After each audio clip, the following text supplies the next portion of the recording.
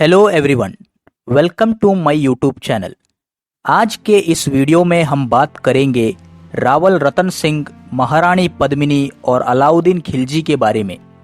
इस वीडियो में हम देखेंगे कि अलाउद्दीन खिलजी ने चित्तौड़ पर आक्रमण क्यों किया था और उस आक्रमण का परिणाम क्या निकला। हम उन सभी प्रमुख स्रोतों की बात करेंगे जो इस घटना का जिक्र करता है।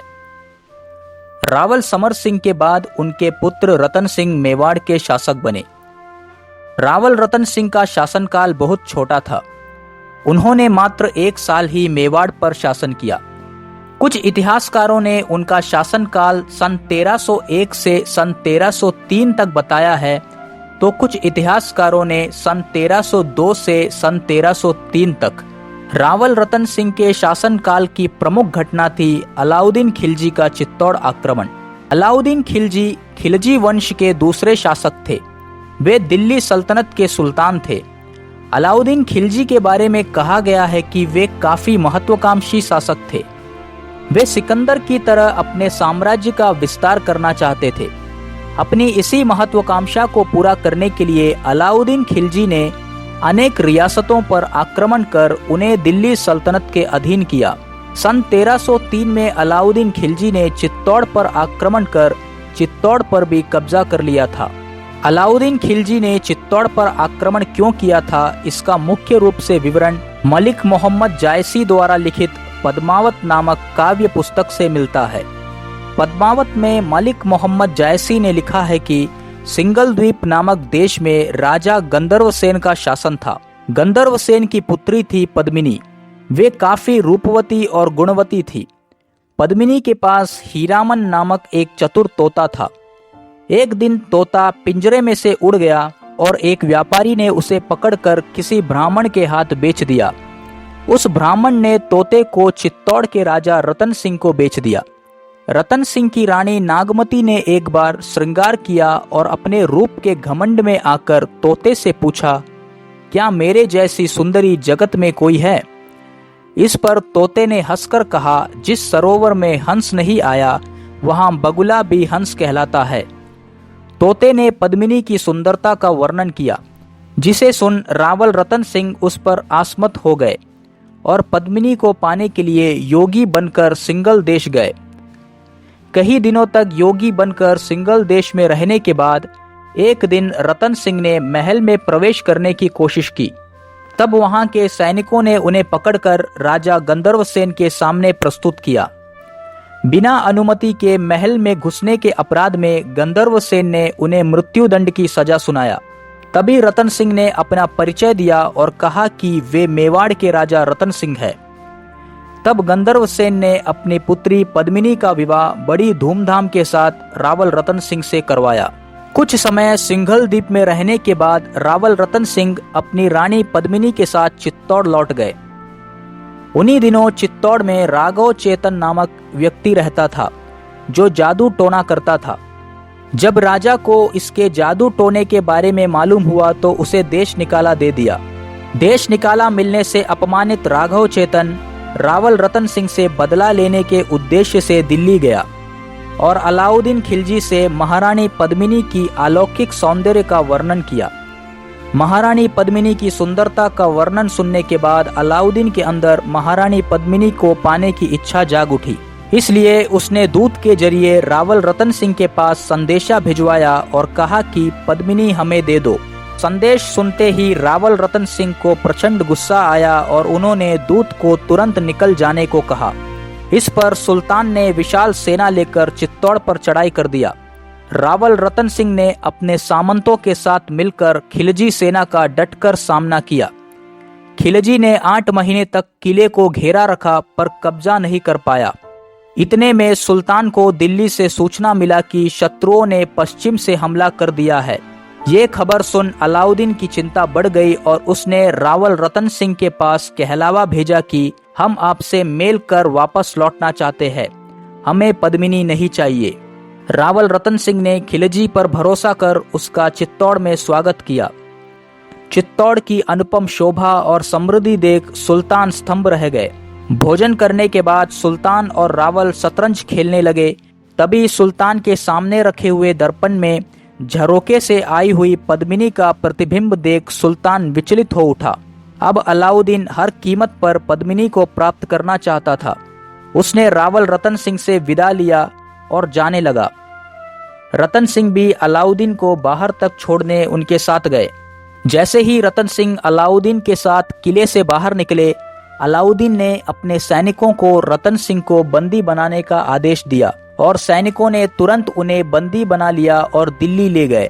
अलाउद्दीन खिलजी ने चित्तौड़ में पत्र भेजा और कहा कि अगर रतन सिंह को चाहते हो तो पद्मिनी को दिल्ली भेजो। खबर मिलते ही रानी पद्मिनी ने अपने सेनापति गोरा और बादल से विचार विमर्श किया और अलाउद्दीन को पत्र भेजा और कहा कि पद्मिनी दिल्ली आएंगी, परंतु कुछ शर्त है। वे 1600 दासियों के साथ आएंगी और सुल्तान से मिलने से पहले रावल रतन सिंह से मिलेगी। सुल्तान ने रानी पद्मिनी की शर्तों को मान लिया। गोरा और बादल ने 1600 दासियों के स्थान पर वीर सरदारों को स्त्रियों के वेश में डोलियों में बैठाकर पद्मिनी के साथ दिल्ली गए।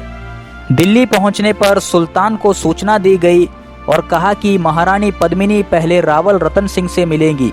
सुल्तान ने रानी को रावल रतन सिंह से मिलने की इजाजत दिया। रानी पद्मिनी अपने साथ स्त्री की वेश में लोहार को भी लाई थी।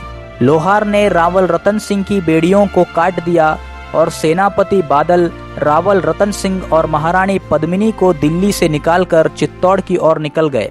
जैसे ही अलाउद्दीन को खबर मिला, उसने शाही फौज उन्हें पकड़ने के लिए उनके पीछे भेज दिया, परंतु सेनापति गोरा ने अपने सैनिकों के साथ शाही फौज को रोके रखा और रावल रतन सिंह और महारानी पद्मिनी सुरक्षित चित्तौड़ पहुंच गए। खिलजी की सेना से लड़ते हुए गोरा सिंह वीरगति को प्राप्त कर गए। अपने साथ हुए छल से क्रोधित अलाउद्दीन खिलजी ने सेना लेकर चित्तौड़ पर चढ़ाई कर दिया। रावल रतन सिंह, सेनापति बादल और मेवाड़ के सभी सामंतों और सैनिकों ने खिलजी सेना से लड़ते हुए वीरगति प्राप्त किया। महारानी पद्मिनी ने 1600 स्त्रियों के साथ जौहर किया।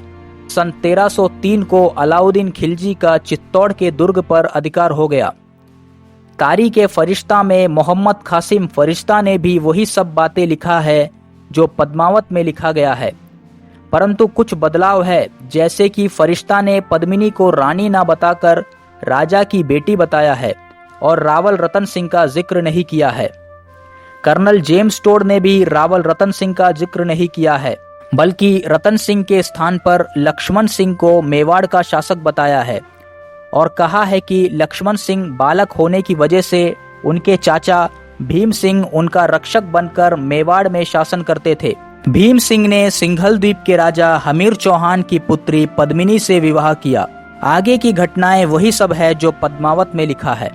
इन सारी घटनाओं का इतिहासकार गौरीशंकर हीराचंद ओझा ने खंडन किया है। वे अपनी किताब उदयपुर के इतिहास में लिखते हैं कि इतिहास के अभाव में लोगों ने पद्मावत को ऐतिहासिक पुस्तक मान लिया है, परंतु वास्तव में ये आजकल के ऐतिहासिक उपन्यासों की जैसे कविताबद्ध कथा है जिनका कलेवर इन ऐतिहासिक बातों पर रचा गया है। वे लिखते हैं कि रावल रतन सिंह मेवाड़ के शासक थे, महारानी पद्मिनी उनकी रानी थी और अलाउद्दीन खिलजी ने रतन सिंह से लड़कर चित्तौड़ का किला लिया था। ये सारी बातें सत्य है, परंतु अन्य बातें कथा को रोचक बनाने के लिए कल्पित गढ़ी गई है। वे आगे लिखते हैं कि रतन सिंह ने 1 वर्ष भी चित्तौड़ पर शासन नहीं किया, तो फिर इतने कम समय में सिंघल द्वीप में जाकर योगी की वेश में रहकर पद्मिनी से विवाह करके वापस आना कैसे संभव है। और उस समय सिंघल द्वीप का राजा कीर्ति निशंक देव या भुवंक भाऊ थे और सिंघल द्वीप में कभी भी गंधर्व सेन नामक राजा नहीं हुआ। वे आगे लिखते हैं कि अलाउद्दीन ने मात्र एक ही बार चित्तौड़ पर आक्रमण किया था और 6 महीने तक प्रयास करने के बाद 26 अगस्त सन 1303 में चित्तौड़ पर कब्जा कर लिया था। अलाउद्दीन दूसरी बार चित्तौड़ नहीं आया था, इसलिए रावल रतन सिंह को बंदी बनाना और महारानी पद्मिनी का दिल्ली जाने वाली बातें भी काल्पनिक है। अब देखा जाए तो अलग अलग इतिहासकारों ने अपने अपने हिसाब से घटनाओं का जिक्र किया है, परंतु ये सत्य है कि अलाउद्दीन खिलजी ने 1303 में चित्तौड़ पर आक्रमण किया था और राजपूतों ने साखा किया था। मेवाड़ के वीरों ने केसरिया वस्त्र धारण कर अंतिम सांस तक मातृभूमि की रक्षा के लिए लड़े और वीरगति को प्राप्त किए, और महारानी पद्मिनी ने अपने सतीत्व की रक्षा के लिए 1600 वीरांगनाओं के साथ जौहर किया। 26 अगस्त सन 1303 को चित्तौड़ पर अलाउद्दीन खिलजी का अधिकार हो गया, परंतु अलाउद्दीन चित्तौड़ में नहीं रहा और दिल्ली लौट गया और चित्तौड़ की जिम्मेदारी अपने पुत्र खिज़िर खान को सौंपा और चित्तौड़ का नाम बदलकर खिज़िराबाद रखा।